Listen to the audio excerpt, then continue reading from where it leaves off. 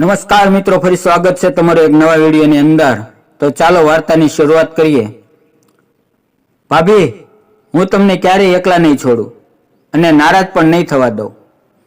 તમારી બધી જરૂરિયાતો પૂરી કરીશ। ભાઈ નથી તો શું, તમારો દેવર તમને તમારા પતિથી ઓછી ખુશી નહીં આપે। બસ તમે મને એક તક આપીને તો જુઓ। તે મારી કરતા ઉંમરમાં ઘણો નાનો હતો।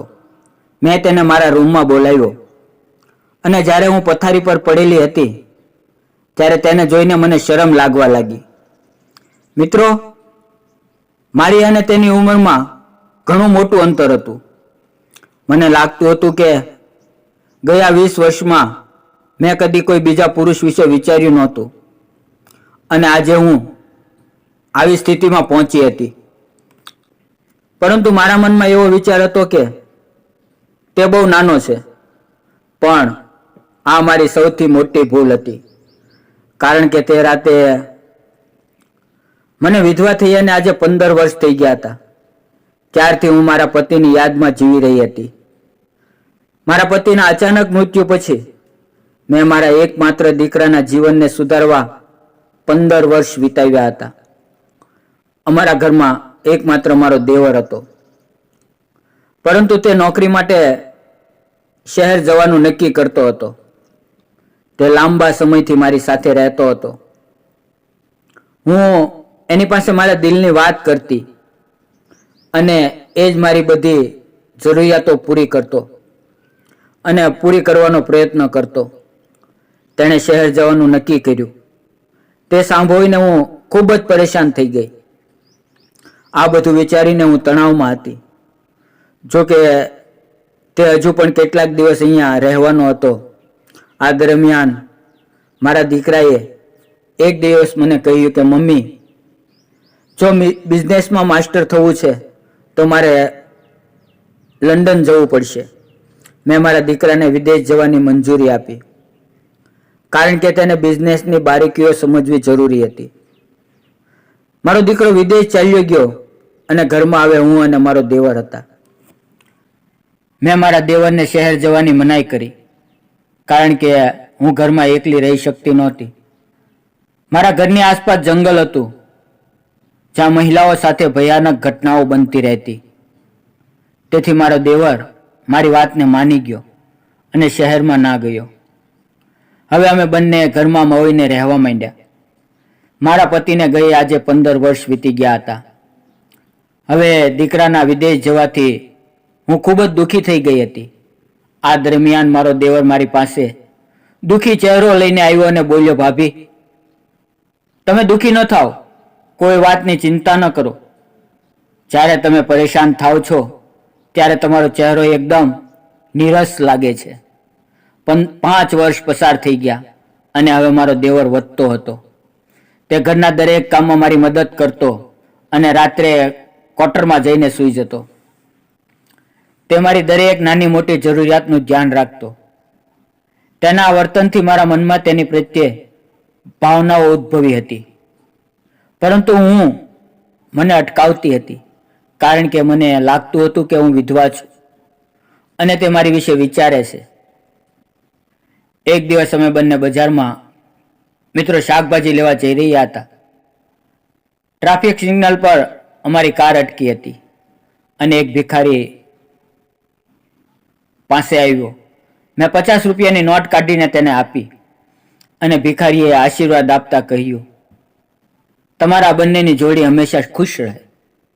ભિખારીની આ વાત સાંભળીને મેં મારા દેવર તરફ જોઈને કહ્યું, આ ભિખારીઓ પણ ક્યારેક કેટલી અજીબ વાતો કરે છે। મારા દેવરે મીઠી મુસ્કાન સાથે જવાબ આપ્યો, આમાં ખોટું શું છે? મહિલાઓ પણ ફરી લગ્ન કરી શકે છે। તેની આ વાત સાંભળીને મારા દિલમાં આનંદ છવાઈ ગયો। મેં તેને પૂછ્યું, તું તો આટલો યુવાન છે, તે હજી સુધી લગ્ન વિશે કેમ નથી વિચાર્યું? મારા દેવરે કહ્યું, ભાભી, તમે તમારી ઉંમરથી 10 વર્ષ નાના લાગો છો। તમે હજી પણ તમારી જાતને સારી રીતે રાખી છે। તમે તમારા જીવનમાં ઘણો સંઘર્ષ કર્યો છે, પણ જે ખુશી એક સ્ત્રીને જોઈએ તે તમે ક્યારેય અનુભવેલી નથી. તેની વાત સાંભળીને મને આશ્ચર્ય થયું. મેં પૂછ્યું, તું આવું બધું કેમ બોલા છો? શું તને લાગે છે કે મારે ફરી લગ્ન કરવા જોઈએ? હું વિધવા છું અને મારી સાથે લગ્ન કરશે કોણ? તે બોલ્યો, ભાભી, મને માફ કરજો જો મારી વાત મર્યાદાને પાર ગઈ હોય, પણ મારી અંદર રહેલી એક વાત આજે મારે તમારી સાથે વહેંચવી છે. મેં કહ્યું, કહેવા જેવી વાત છે તો બોલ. તેણે નમ્રતાથી કહ્યું, ભાભી, તમે દેખાવમાં પણ સુંદર છો અને દિલથી પણ ઘણી સારી છો. મને તમારી સાથે લગ્ન કરવાનું ઘણું પસંદ આવશે. ઘરની અમાનત ઘરમાં જ રહેશે. આ બધું સારું નહીં લાગે? તેની વાત સાંભળીને હું થોડી ગભરાઈ ગઈ. તે બોલતો રહ્યો, મને માફ કરજો ભાભી, પરંતુ હું મારા દિલની વાત તમારાથી છુપાવી શક્યો નહીં, તેથી આજે કહી રહ્યો છું. તેની વાતથી મારું દિલ બેફામ ધડકવા માંડ્યું. મેં કહ્યું, મને ગુસ્સો નથી, પણ તારા અને મારા ઉંમરમાં ઘણું અંતર છે. તું મારા માટે ખૂબ નાનો છો. તે બોલ્યો, ભાભી, તમે શાંતિથી વિચારી અને પછી જવાબ આપજો. હું તમારા ઉપર દબાણ નહીં કરું. મારે બસ તમારા મનની વાત જાણવી છે. બજારમાંથી પાછા ઘરે આવતા મારા મનમાં તેની વાતો ફરી રહી હતી. હું મારા મનને રોકવા માટે ખૂબ પ્રયત્ન કરી રહી હતી, પરંતુ તે શક્ય ન હતું. બીજે દિવસે મારો દેવર ઓફિસની ફાઇલ લઈને મારા રૂમમાં આવ્યો. તે દરવાજા ઉપર ઊભો રહીને બોલ્યો, ભાભી, શું હું અંદર આવી શકું? મેં કહ્યું, હા, આવ. તે અંદર આવ્યો અને મને કહેવા લાગ્યો, ભાભી, તમે થોડા અસ્વસ્થ લાગો છો.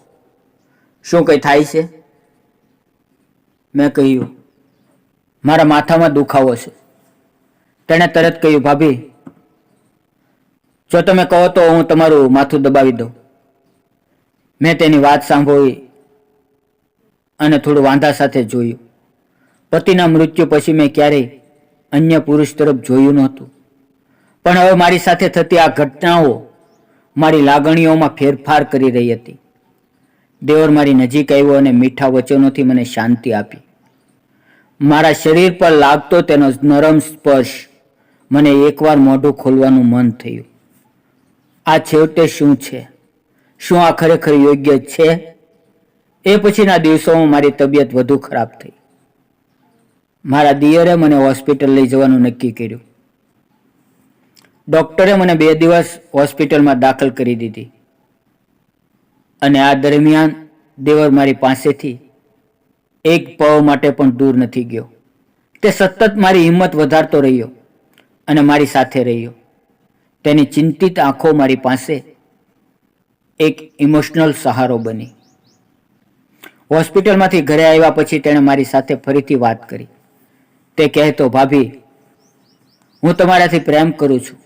તમે મારો પ્રેમ સમજી શકતા હો તો જવાબ આપો, નહીં તો મારે તમારી સાથે બધું ભૂલવાનો પ્રયત્ન કરવો પડશે. તેની આ વાત મને એક વિચાર કરવા માટે મજબૂર કરી ગઈ. મારી પાસે હવે જે સમર્થ હતું, મારા મનમાં તો તે વિચાર પકડાઈ ગયો કે હવે કોઈ તરફથી વધુ દબાણ રહેશે નહીં, અને તે બધું સરળતાથી જણાવી રહ્યો હતો. મારી માનસિક સ્થિતિ એ હતી કે હું હવે કદાચ તેને પૂરો સમજી શકું.